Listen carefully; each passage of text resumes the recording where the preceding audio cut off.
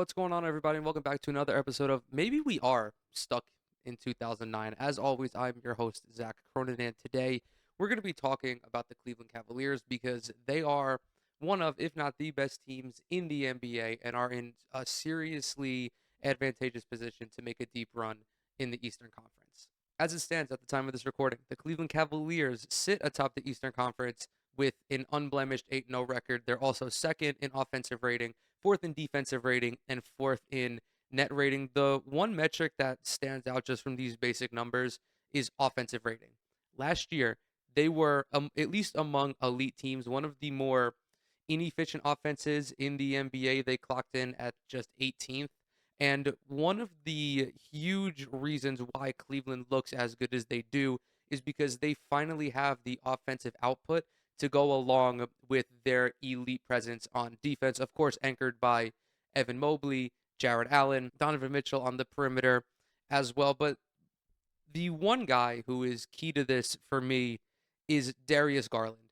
He is having the best season of his career so far, at least in terms of efficiency. As it stands right now, Garland boasts an effective field goal percentage of 63.6%. That is by far the best mark that he has ever posted. In fact, it is 10 percentage points higher than his previously best mark. I mean, that breaks down to 60% on twos and nearly 45% from three. His overall field goal percentage is 52.5%. I don't expect him to maintain that level of efficiency for the entirety of the season, but I do think that when he does begin to regress, it's not going to be down to 45, 46 where we've seen him for his career. I'm thinking more along the lines of 48 and 49, and it's because of where Cleveland's offense overall has benefited. Garland, at least him specifically, is in a really unique position because he is an undersized shooting guard who is not particularly athletic, and he doesn't have the physical attributes that a guy like Donovan Mitchell has. Beyond Mitchell's athleticism, I know they're both the same size at about 6'2", but Mitchell is a much more explosive guard. He, of course, has like a 6'9" wingspan, which really helps him going in amongst the trees and everything. Garland, however, is significantly more crafty. He is a very dynamic ball handler. His shiftiness is his best attribute when it comes to creating off of the dribble.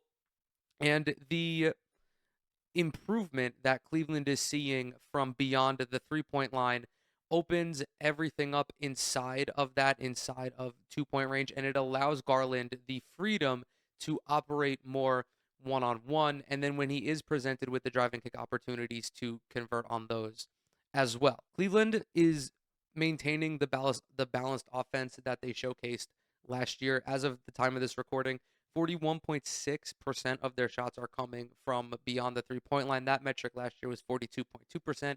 The big difference, however, is the accuracy. This year, they're at 41.3%, which is the second best mark in the NBA. And you compare that with the 36.7% they shot last year. Still a decent clip, but when you're at that 40% mark as a team and you have multiple guys who can convert from downtown, it forces the defense's hand so much more. I mean, both Mitchell and Garland are shooting above 40% from three. Sam Merrill is at 39%.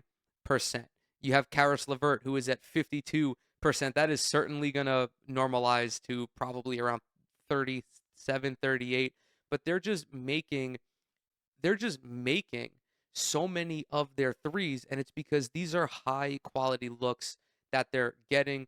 Additionally, they're getting into the paint at a relatively high rate as well, with 31% of their attempts coming inside of the restricted area. They're also shooting better in that zone at about 70% compared to 66 last season. That comes down to Donovan Mitchell and Darius Garland being solid finishers, but as well as having the lob options in Evan Mobley and Jarrett Allen. Before we get too lost in the sauce, I do want to shout out Evan Mobley as well, who is having a terrific season. His impact on offense is as important as Donovan Mitchell and Darius Garland. And Mitchell, despite his numbers being down, weirdly enough, is still performing at the rate that we've been seeing over these last couple of years, when you look at his per 36 minutes numbers, when you look at his per 100 possessions numbers, those match up to the type of player that he has showcased himself as over the last handful of seasons or so. He's averaging 37 points per 100 possessions.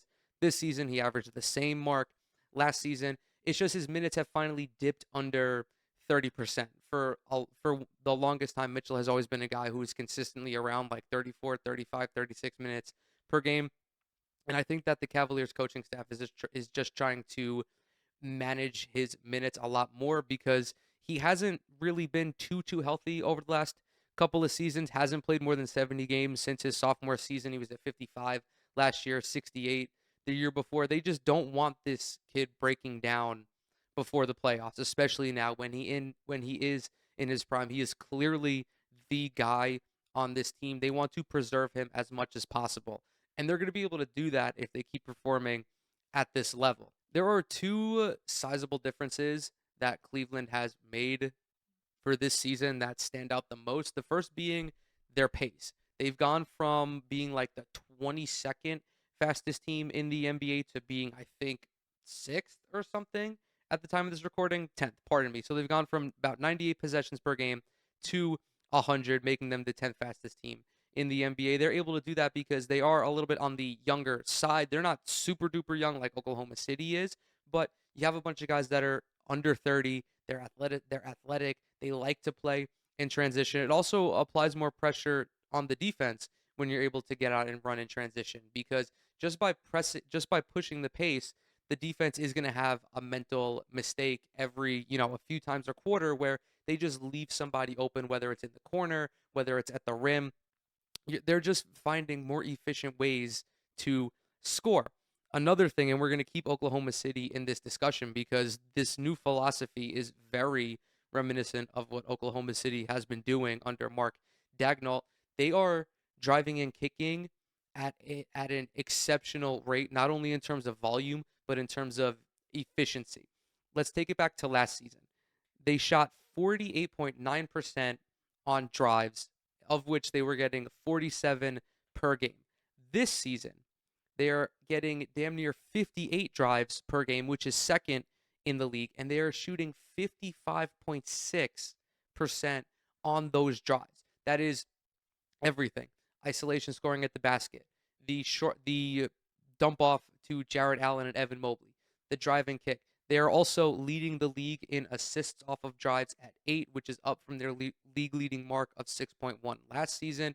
It's just everyone is finally comfortable together, and they have the appropriate pieces to run this style of offense. Yeah, you don't have a traditional point guard, but Donovan Mitchell and Darius Garland have proven to be capable playmakers. They're able to get into the defense and make the right read. It's very similar to what Oklahoma City has. They don't have a traditional point guard right now. Their primary facilitator is Shai Gilgeous-Alexander, who is not a true point guard, who is a score first shooting guard, and yet he is still capable of making the right read. I mean, I'm looking at their roster right now. SGA is leading the team with about 7 assists per game. Next, you have Jalen Williams at 4.7. The addition of Alex Caruso helps tremendously as well, but he hasn't really shown too much offensively right now. And yet Oklahoma City is still, well, actually, no, they're not one of the most efficient offensive teams in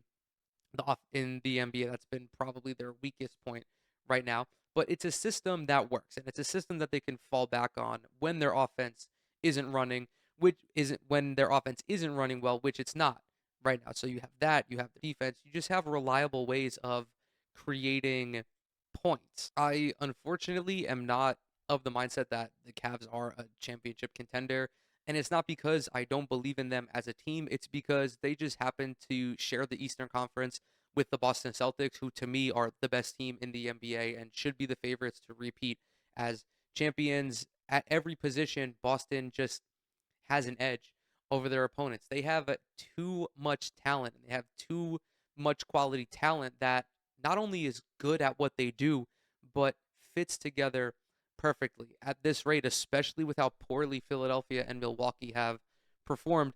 Cleveland is very clearly the first or second best team in the conference. I think that they are a very legitimate conference finals threat. And I would be saying the same thing even if the Eastern Conference was more reflective of what my predictions were to begin the season. I did not see only two teams having a positive record, an above 500 record. I did not see the Detroit Pistons having more combined wins than Philadelphia and Milwaukee. I did not see my Brooklyn Nets being the third best team in the conference. I thought that it was going to be Boston, Philly, New York as the top three. That fourth spot was either going to go to Orlando, Milwaukee, or Cleveland. And it is very clear that with Paolo Banchero's injury, with how shit Milwaukee has looked to begin this season, notwithstanding the injury to Chris Middleton, because I don't think that changes their trajectory too much. It's just a fantastic position for the Cleveland Cavaliers to be in. This team is only going to get better as the year goes on. Some of these metrics will normalize. They're not going to shoot 53% for the entire season. It's just not going to happen. They very well might shoot 40% from three, but the percentages are gonna normalize. But I think everyone knows that, and as long as they continue to play the style of basketball that they've been playing, they will get more high quality looks than not. So with that, I'm gonna go ahead and close this video out. Thank you guys so very much for coming to hang out with me today. As always, everything I'm associated with is down in the description box below. Twitter, Instagram, TikTok. Subscribe to the channel. Leave a like on this video if you enjoyed it. Drop a comment as well. It really helps out with the algorithm. If you do any of those three things, you will become my new favorite person. And with that, I will see y'all in the next one.